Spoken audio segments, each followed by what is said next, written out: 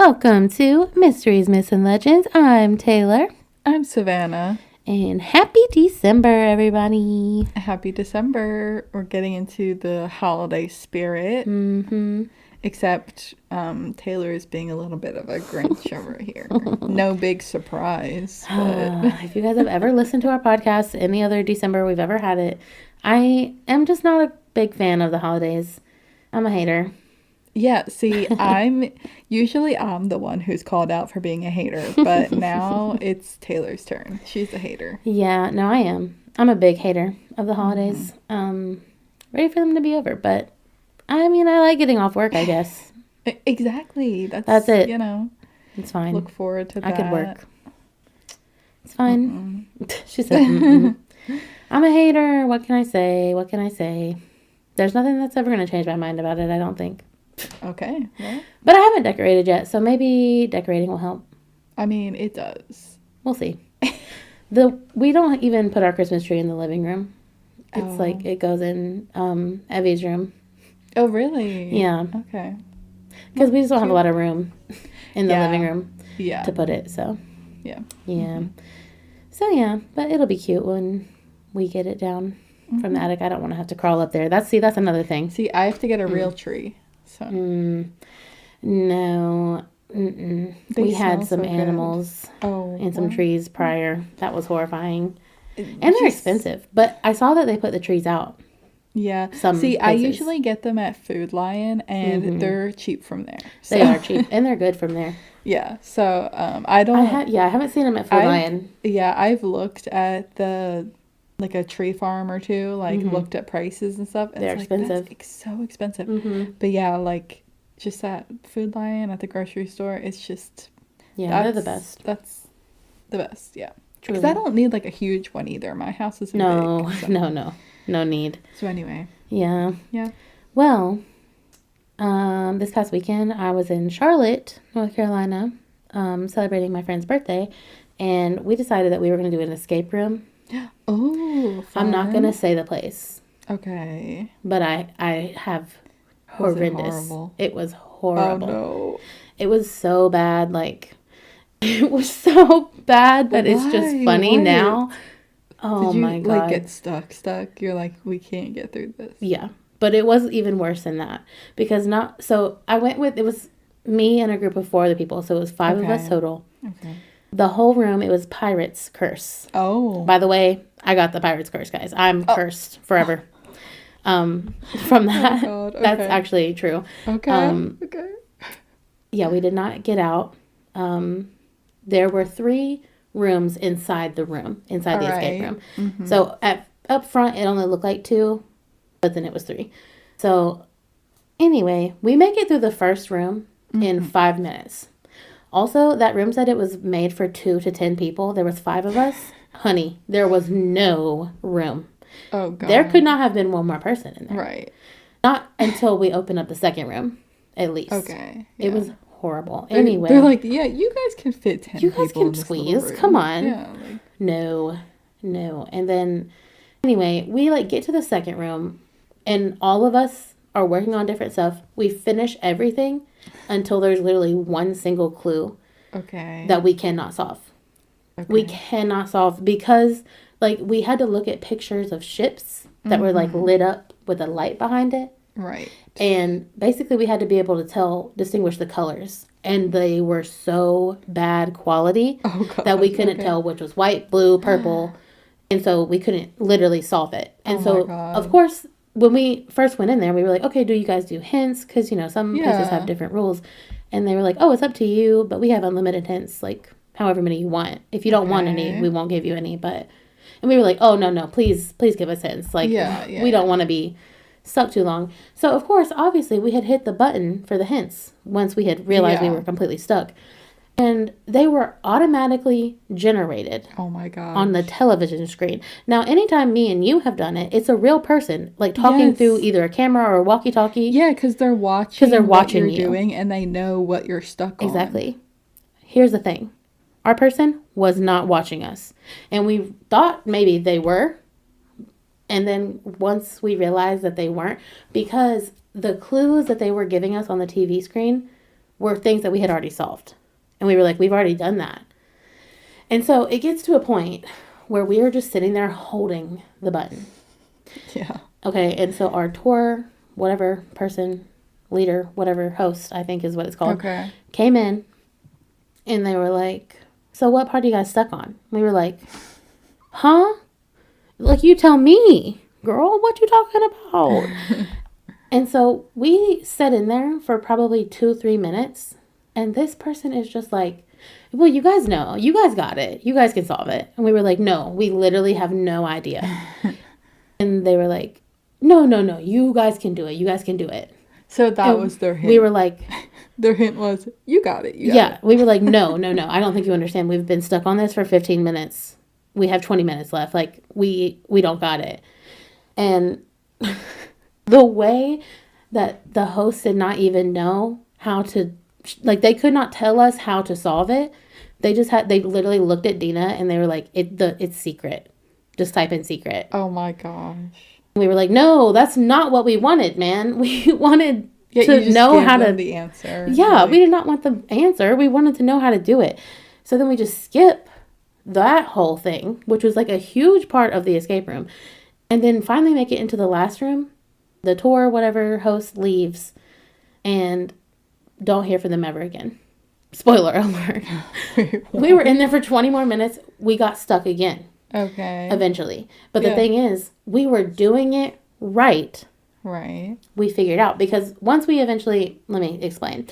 Once we lost, we knew. Probably like 3 minutes left. We were like, okay, let's just stop. Yeah.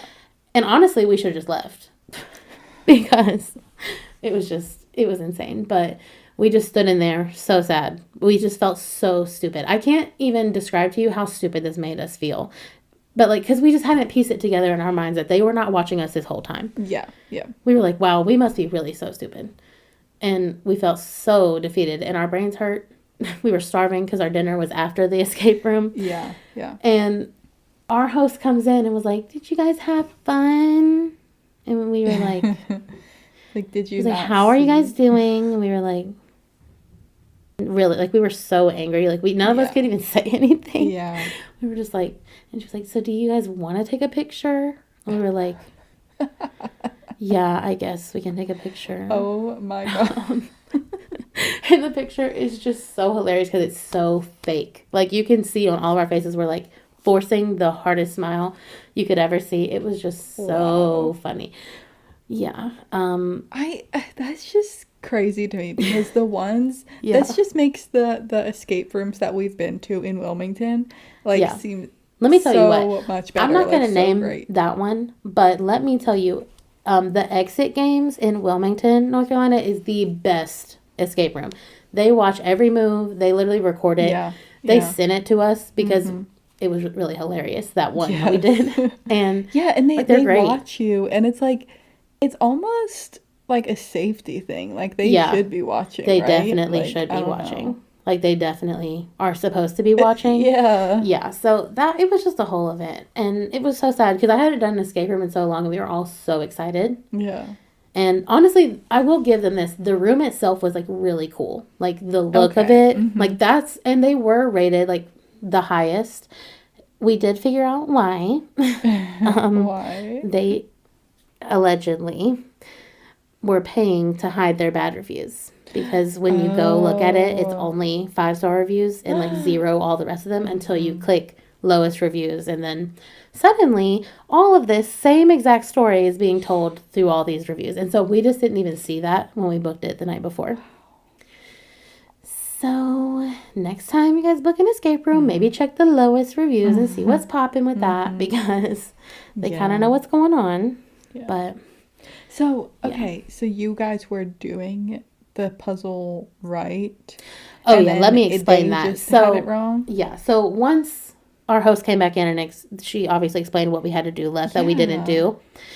And though it's the way, this is how we figured it out, that she was not watching us the whole time.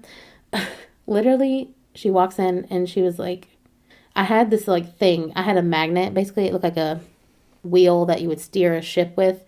Right. But it was a magnet, and you had to somebody had to walk on footsteps on the floor while somebody was holding this magnet to a map and like move it. It was so complicated. Okay. It was like the most stupid, complicated thing I've ever seen. Right. And the thing is, it would have been really easy because clearly we knew how to do it. But the problem is the system and the machine was finicky. So, like, if you weren't standing exactly in the right spot, or if I wasn't holding it exactly where it needed to be, it was not working. And so I would get like 3 steps, and like the other person would get 3 steps, and then we would have to start over. So eventually we just stopped.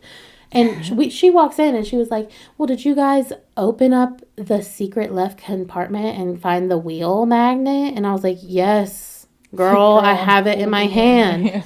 I was like, it's not working. I was like, the machine itself is not working. It's not us that are stupid. And I was so mean. I was like, I couldn't even care. I was like, you're not even doing your job. And the thing is, this was the most expensive escape room in Charlotte. Yeah. Like, we could have went to the cheaper ones. That's why I was so angry. And she was like, oh, well, you see, you can't drag the wheel. You have to pick it up from each spot. I'm like, why didn't you say that in here somewhere, bro? Like, it was just so stupid. But, yeah. So, yeah. That's that. I want to go to an escape room. Yeah, I need to read. We need to find a good one. Though. Yeah. The problem is, why can't there be an Exit Games here? I know. I don't know how to even find a good one because I've never been to a better one than that. Unfortunately. So, yeah, we need to find one because I need a redo of that scenario because that was just very hurtful on the brain, the heart, and everything. So, yeah. But anyways, if you don't mind, go rate and review us on Apple Podcasts and Spotify. But if you want to get into your story, Savannah. Okay. Yeah, let's get into it. I'm definitely, as I said already, I'm trying to get into the Christmas vibe, okay? I know you're not, but, maybe this will help. True. So, I'm going to be talking about Christmas ghost stories. Ooh, fun. Ebenezer. Well, a little bit, yeah. So nowadays, Christmas, well, actually, like, American Christmas, at least, is defined sort of by, like, the coziness of being inside when it's cold out and traditions of, like, watching the same cute movies or, like, TV specials every year, like, comforting vibes. And ghost stories, they definitely seem out of place with our idea of Christmas, right? Yeah, that's true. That's sort of left in October with Halloween. Yeah. For most people, not for us, but Yeah. But ghost stories were actually once a Christmas staple in Victorian England. Ooh. And yeah, like they kind of still are in other countries as well, but like the height of it was like Victorian England. That's cool. We should bring that back. That would make me like Christmas more. And honestly, personally. True. So why was like Christmas spooky stories like such a thing?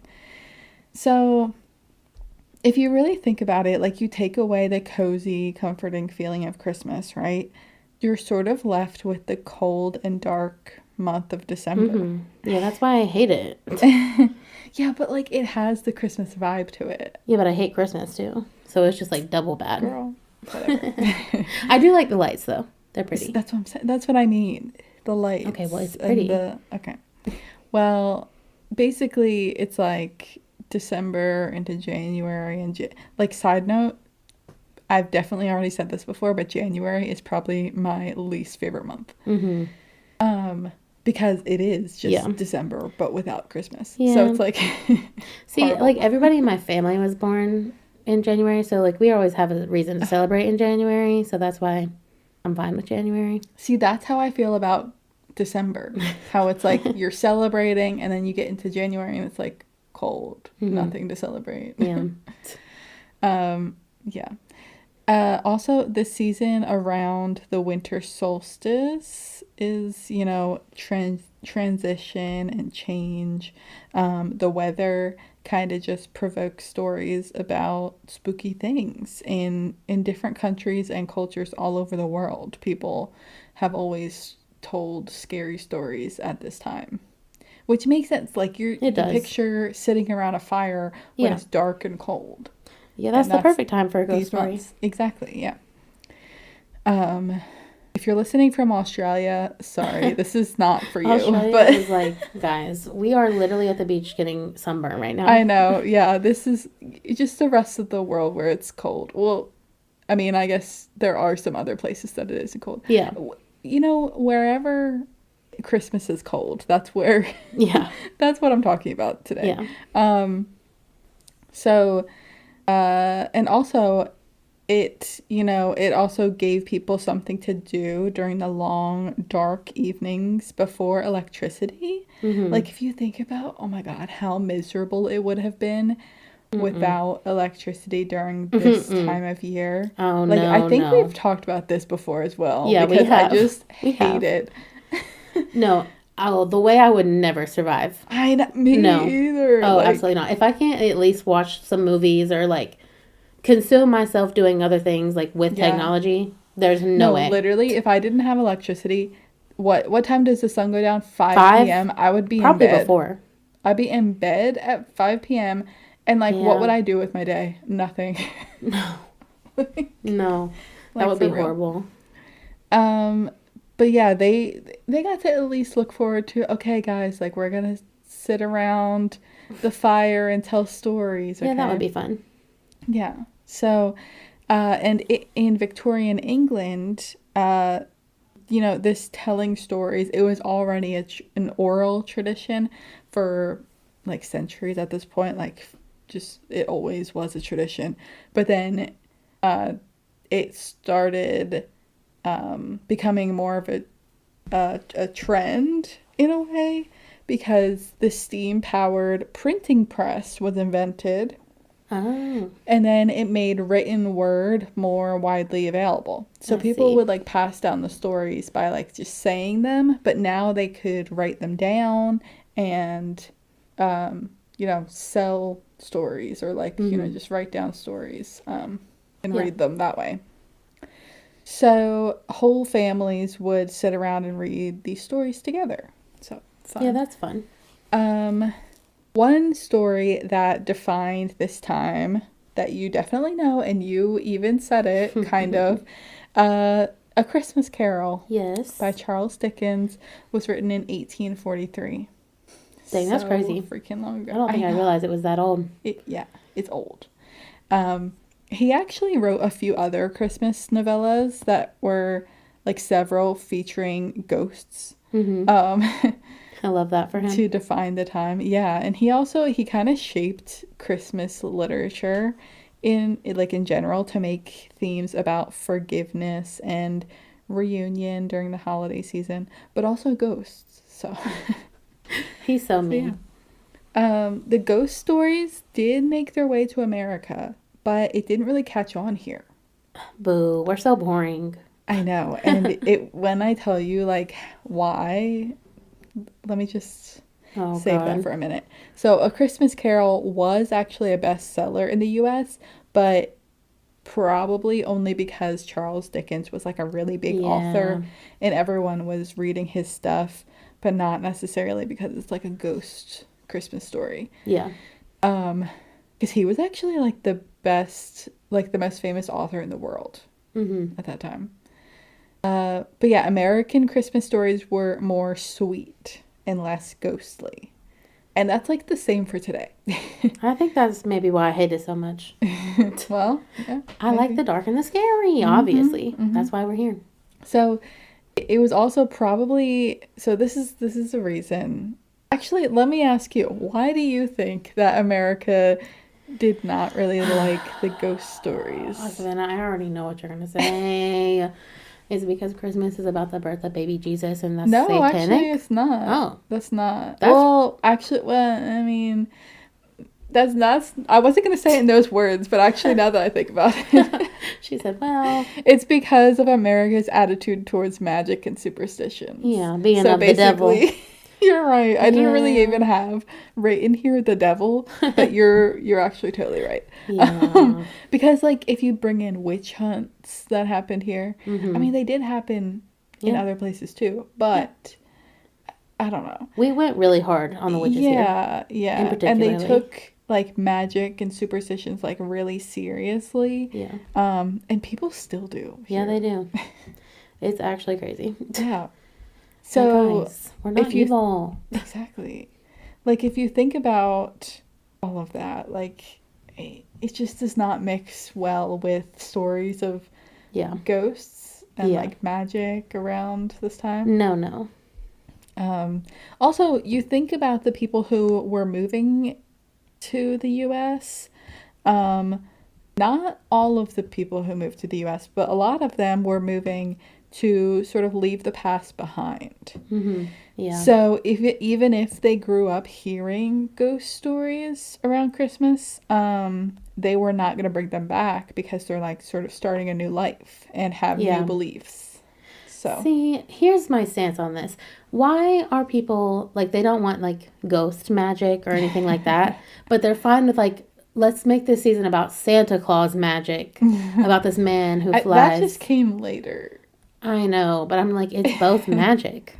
And I think it's like, I mean, I guess you're right. I guess. Both magic. But maybe they just didn't want the death. I guess, but you know what? That happens every day. I know, it does. Yeah. I don't really have the answer to No, I know. It doesn't make sense. But that's a good question. They're hypocritical, but it's fine. Yeah, it's a different kind of magic. You're right, I guess. It's good magic. Because it's capitalism magic. It's good magic. It's Glinda, the good witch from Wicked.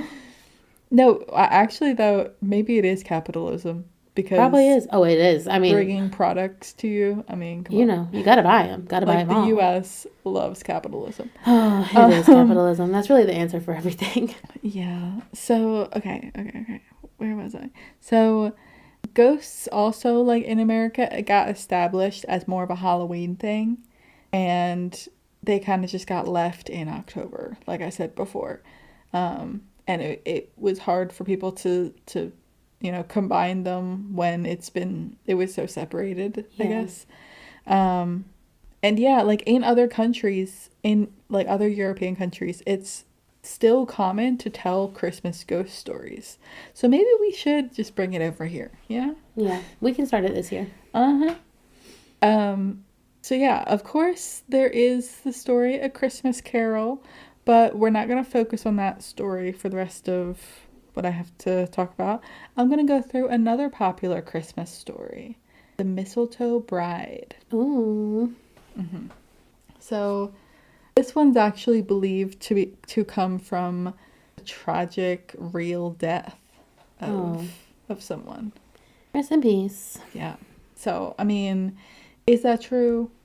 Don't know. But it's like it's like, a rumor. They're like, yeah, it's a legend. This story's actually real. Mm-hmm. So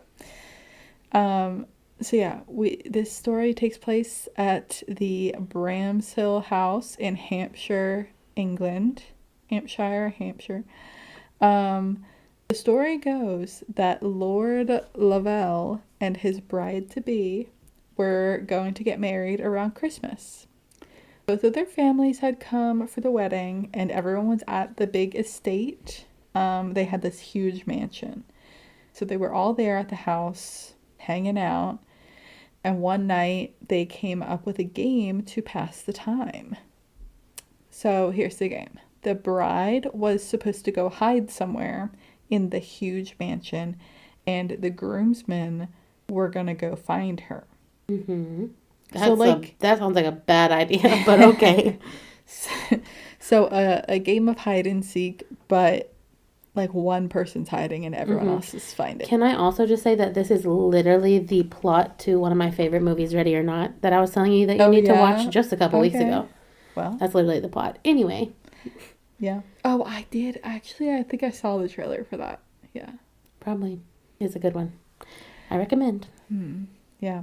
Well, yeah. So, so they did that. Hoping it ends better. Well, we'll see. The winner, whoever found the bride, got a kiss from her under the mistletoe. No.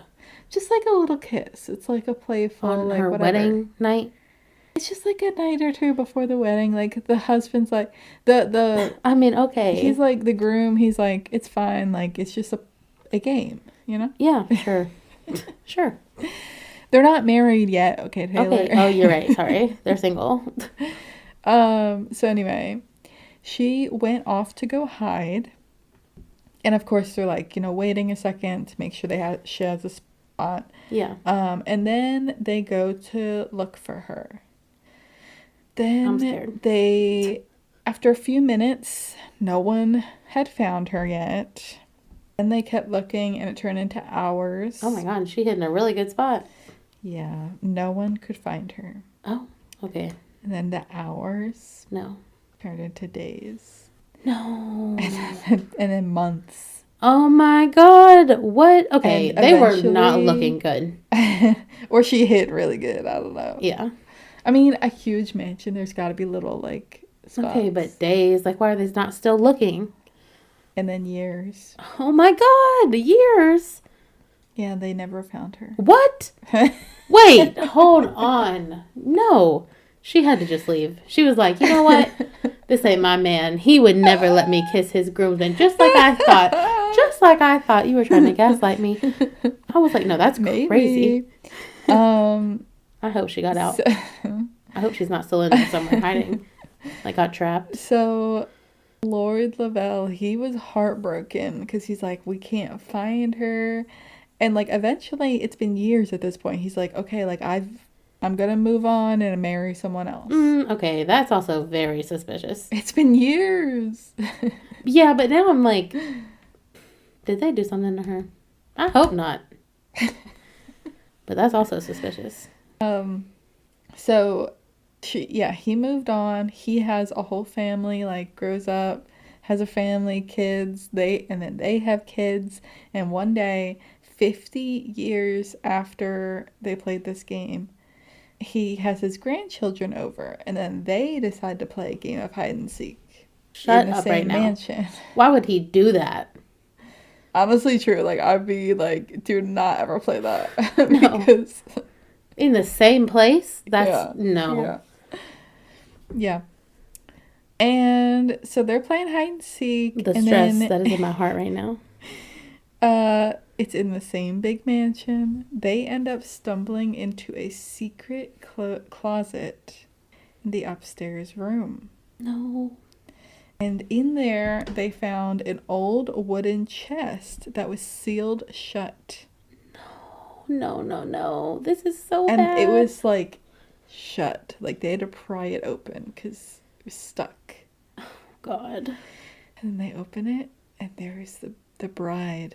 The mistletoe bride. I liked it so much better when I thought she ran away.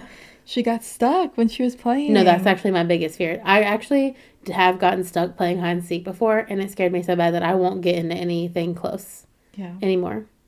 She found a really good spot, and she just got stuck. She really did find a good spot, but that's so sad. Oh my God, that's so sad. Can you imagine in a humongous house that you don't even go in every room all the time, and you literally just get stuck? No, that would, oh my gosh, that's so horrible.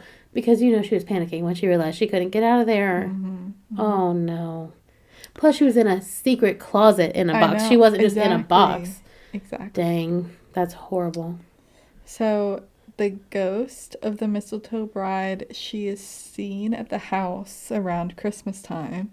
Which, okay, side note here. I don't understand how they're saying that her ghost is seen around the house when, was she seen? Right. They didn't know she was dead? Was she seen every year after she disappeared?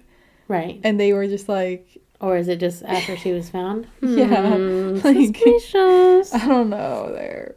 Maybe, what if she was just hanging out around there, but nobody actually, realized it was her? I don't know. That would be crazy.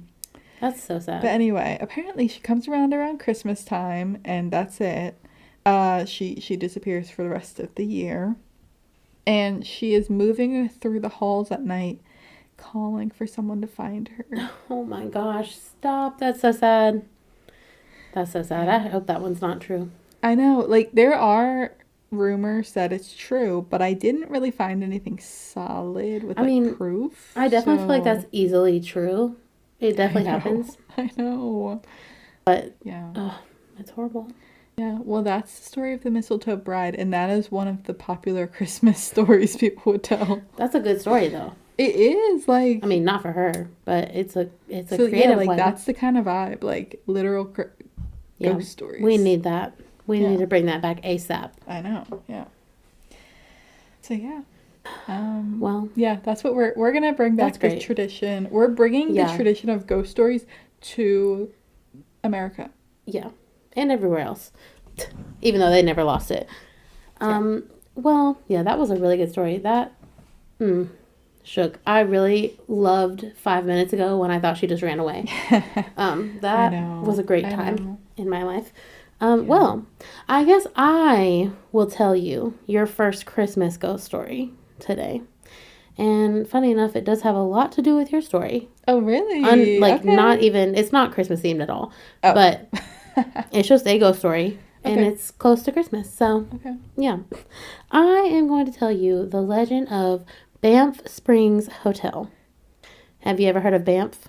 No. That's crazy. I have no idea. That's crazy. I don't know. No, it's crazy. It's in Canada. Never. It's in Banff. Is like a city. Banff. Banff. No. It's in Alberta, Canada. Okay.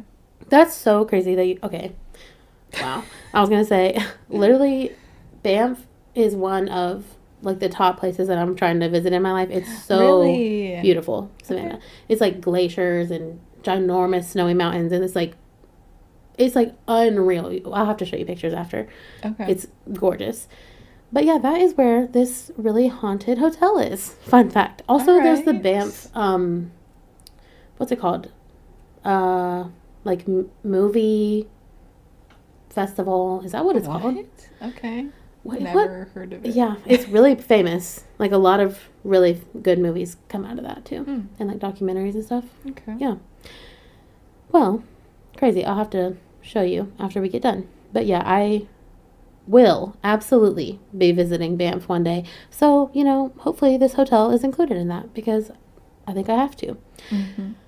But yeah, if you haven't heard of Banff, like Savannah, you've definitely seen a picture of it and just didn't realize that that's what it was before. It's like one of the most famous, picturesque places on earth. But anyway, let's get right on into the story, shall we? So, the Banff Springs Hotel was opened in 1888, around the same time as Charles Dickens' story. So, yeah, and it was opened as one of the earliest of Canada's railway hotels. So it was like one of the first hotels to see like a lot of traffic once they built the railroad. So very popular. It originally had 5 stories and could hold 280 guests. Today, the property is made up of like tons of different buildings, and the main hotel is 11 stories. So obviously they've had some upgrades, since 1888. But yeah, as you can tell, there's been a lot of history at this hotel, and since it's been open for nearly 150 years. Oh, wow. That is insane. Yeah. There are some residents who have checked into the hotel but never seem to check out of the hotel. Some of those. Yes, so it is in fact haunted, and something I love is that the hotel itself doesn't hide away from the hauntings. They do like list like a little bit of it on their website. Not a lot, but it's mentioned. So I personally always love to see that. So let's get on into some ghost stories. I'm going to start with the most famous one, which is crazy because you know what it's titled? The Ghost Bride. And I'm like, me and Savannah never know what stories we're telling each other, but it's always so crazy when it's like the exact same story. Not actually at all. It's not actually at all. But she is the ghost bride. So right, okay. That's the same. But reports of this ghost bride have been coming in to the workers of the hotel since the early 1920s. So over 100 years of the ghost bride has been seen here.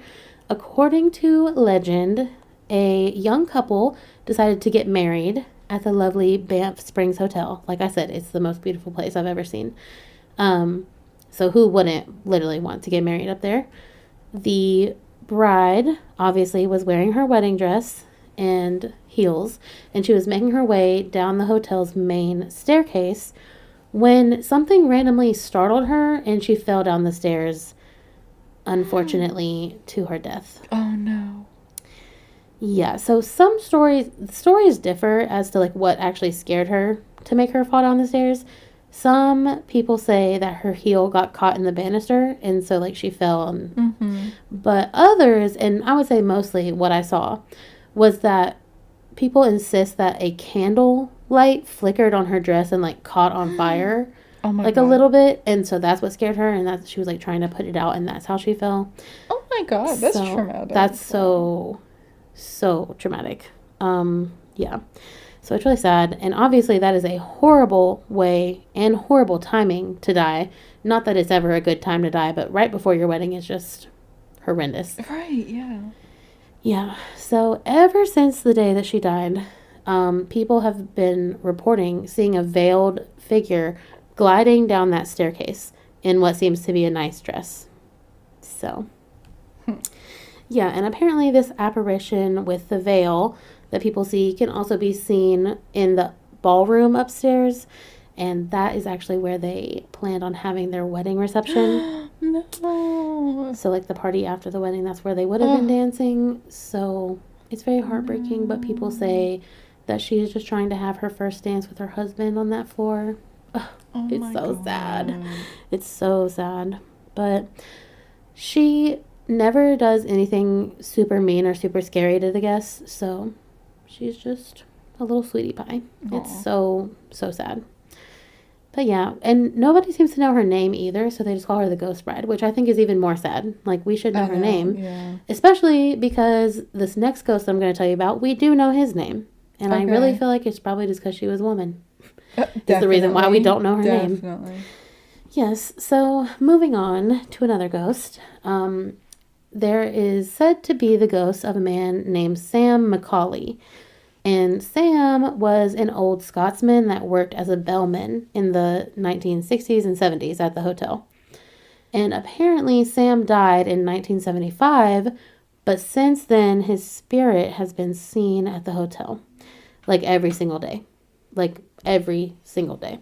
Oh, yikes. And people who have experienced him say that he's a very helpful spirit. So at least there's that.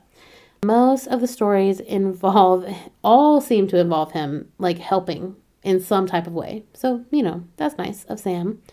But it also is kind of just giving that he's still doing his job in the afterlife, which I would not wish upon anyone. But if he likes his job, then that's a different story. So, yeah, I mean, I guess I think he does. That, but yeah, don't ever let that be me as a ghost. No. But one famous story that involves Sam also involves two older women checking into the hotel, and they got their keys and went up, but then when they got to the door, their key wouldn't work to get in the room. So typical. This happens so, like, almost every time I go to a hotel. The key does not work. And I have to go back down, but this was, like, in the 1980s. So they, the two women, they called the bellboy and was like, hi, we need a new key, blah, blah, blah. But there was only one bellman on duty. So, and he was busy with another, like, I was going to say patient. That is not. Customer. I know. I don't even know the word I'm looking for. But yeah, customer. Another person staying at the hotel. And so he could not get back to them for 20 minutes. But after he finished helping the other people, obviously he went to their room. And when he got there, the door was unlocked. And they were inside the room. And so he was like, oh, how did you guys get in? Did you guys fix the key or whatever? And the women were like, oh, no, it was the other bellman. And the bellman was like, there is no other bellman. It's just me. I'm working today. And they were like, no, it was definitely a man, bellman, wearing a plaid jacket. He came up here and unlocked the door. Oh, my God. And he was like, no. No, not to scare you, but actually that's the ghost of Sam Macaulay, who was known to wear a plaid jacket to work. Oh my God. So, yeah, that's hilarious. And apparently the women didn't believe him at first when he told them this, but it's true. I don't know what I would think. Like, I know. Because, I mean, he was gone at that point, so, like, they just didn't even know. Yeah. That's so crazy. Like, what if we've probably seen ghosts. If they're really like that, And we just said, no, we just don't even know it. Wild. Absolutely wild. There are also a lot of stories that say his ghost can be seen in his old office, but his old office is a guest room now. So he is often seen in that room. But here's the thing. I could not get a specific room number on any of the rooms that I'm going to say. It is said that his office was on the mezzanine floor. So we know what floor, but we don't know what specific room. So, but not only is he seen, helping guests and on the mezzanine floor, but he's most often seen on the 6th, 7th, and 9th floors as well. So those are his hot spots. And like I said, he's a helper ghost, so he's just being a little sweetie too. So he's a sweetie, and the ghost bride is a sweetie. Okay. I mean, so far so good. Listen, so far I want to go. I know. Like, that's just cute, honestly. So you know how I mentioned I could not find any specific room numbers for the hauntings, right? So it turns out, apparently this hotel does this on purpose. They like do acknowledge that they're haunted, but also kind of like, we're not that haunted. Right. Like, they don't want people like going in there specifically to, mess with the ghosts, I guess. So they like don't want to just freely say where they are. But yeah. So the ghost bride and the ghost of Sam are both nice, helpful spirits, but there are some more typical spirits in this hotel as well. And again, I don't have any room numbers, but there is a very well-known numberless room at this hotel. Numberless room? Oh, I mean, it has a number, but we just don't know what it is. Okay. Yeah. But it's like a very infamous room, one that you do not want to stay in. Interesting. But the thing is, nobody knows what room it is. So, like, you could just easily go and you could be in that room and you just don't know. So you don't know until you know. You don't know until you know. That is absolutely facts. So in this room, guests have reported having their pillows yanked from underneath their heads while they're sleeping. Some guests have even reported being physically pushed off the bed in their sleep by absolutely nothing. Oh my God, no. Like fully off the bed. That's, honey, it would take a lot for me to push somebody off a bed in their sleep, like their dead weight. That's a lot of strength. So, that's horrifying. Okay, also, this is crazy. In this room, the reason why there's so much like harsh energy is because, well, at least the legend says that an entire family was murdered in this room. Oh my gosh. Yeah. And it doesn't even say like by who. I'm assuming that it's like the dad of the family and then like family and then himself. So ever since, always the case when it's all family? Ugh. It's so sad. And it, like I said, it's really hard to get information on this. They really don't want this out there. So there's not much else, but ever since the family was murdered, guests in this room, and like I said, you have to know, the guests don't know that this is the haunted room. Yeah. Right? Yeah. But all of the guests report hearing screaming coming from inside the room, but like nothing is screaming. There's nobody in there. And so they will go down and they'll be like, somebody's screaming in my room or someone beside my room. I don't know. And they're like, well, no. No. People have also reportedly seen bloody handprints on the mirror. And then when they like take a double take, the handprints are gone. Oh my God. See, at that point, I would just stop using that room. So that's what I'm saying. Like, guys, we can just shut it down. And then it wouldn't happen anymore. Yeah. Yeah. Also, people's things will be moved around. People get touched. The gist of this all kind of really seems that whoever or whatever is still in this room is not at peace at all. And they refuse to let anybody else in that room be at peace. So, that's horrifying. And I also kind of want to stay in that room, but we'll never know which room it is. Maybe we'll get it on accident. Oh my gosh. I don't know. Yeah, okay. Ooh, I forgot about this part of the story. Okay. And you're going to be shocked. So another fun thing about this hotel is that it has a secret room. Just like your story. Oh my God. I forgot about that. So during the construction of the original hotel, there was a significant error from the contractor. And because of this error, a room was built with no windows and no doors. Oh, wait. No door. Yeah, like inaccessible room. So nobody knew about it, actually, other than the contractor. And the contractor wasn't like, oh, hey, I messed up. There's a secret room that you can't access. He just didn't tell anybody. And so that nobody ever knew for years and years and years, up until 1926. Okay, fast forward from 1888 to 1926, nobody knew about the secret room. Okay. But then in 1926, the original hotel caught fire. And once they got the fire out, they were assessing the damages. That's when the secret room was found. And they were like, what is this? So now today, apparitions are often seen roaming the hall outside of what used to be the secret room. Because today, obviously, they've opened the whole hotel up. It's been renovated. So there's no longer a secret room. But where the secret room was, seems to get a lot of ghost activity. So I'm like, interesting. Maybe it was accessible. I don't know. I don't know what went on in the secret room. Don't really know if I want to know. But it had to be accessible because how would they build it? That's what I'm saying. I know. I think the contractor was very suspicious, if you know what I'm saying. And maybe other people who worked at the hotel. I do not know. But, anyway, of course there are other spirits here too. There's a ghost of a bartender, like a ghost bartender, like working at the bar. Okay. Yeah, and so this is so crazy. Probably the wildest claim from this hotel would be that of a ghost of a headless man seemingly playing the bagpipes. Now, listen, I am so totally one to believe a ghost story, but I need to know the logistics behind playing a bagpipe without a head, because you kind of got to blow. Right. Maybe. But I guess, what do I know about the spirit world, you know? I don't know. Yeah.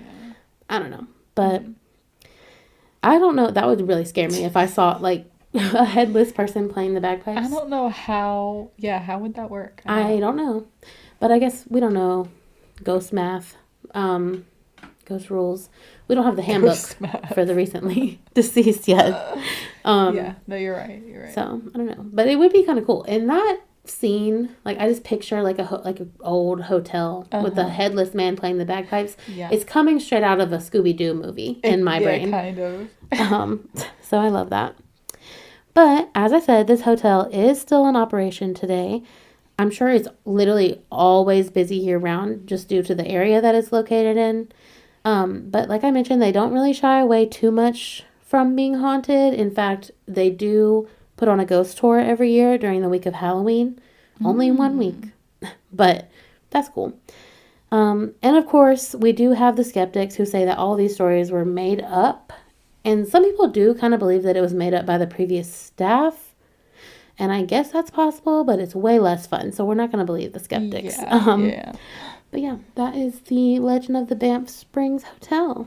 Wow. Da-da-da. I want to go. I know. Oh, I have to go. Oh, I will go. We will go.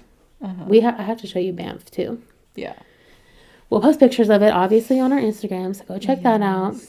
Yeah. And also check out our YouTube and our TikTok and everything else, please. Yeah. Yeah. I don't really know if I have anything else.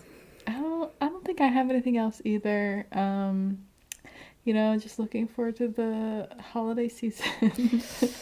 Yeah. Same. I'm just ready to be off of work for a few days, Yeah, I'm so excited for a little break. Yeah. Needed.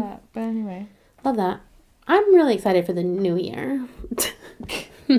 Honestly, I'm not. But you're right. Anyway. No, I'm not either. But we love a good New Year's party. I mean, that's what I mean. Like the event of New Year's. Yeah. Not necessarily 2025, but new beginnings. So in whatever that means. Whatever that may mean for you. Yeah. But anyways, I suppose that's all I have for you guys this week. What about you, Savannah? Yeah, that's it. Okay, well then I guess we will see you guys next week. All right, cue the music.